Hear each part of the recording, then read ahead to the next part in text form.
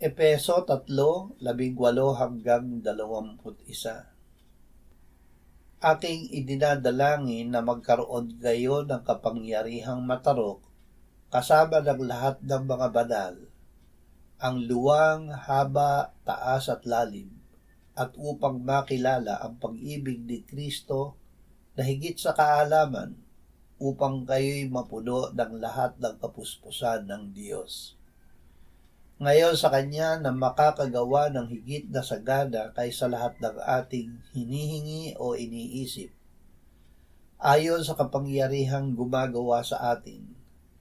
Sumakanya nawa ang kaluwalhatian sa Iglesia at kay Kristo Jesus sa lahat ng mga saninlahi, magpakailan paman.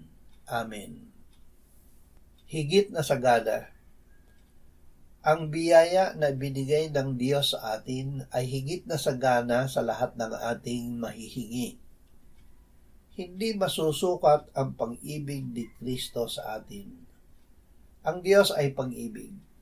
Kung paanong hindi masusukat ang Diyos, hindi rin masusukat ang Kanyang pag-ibig.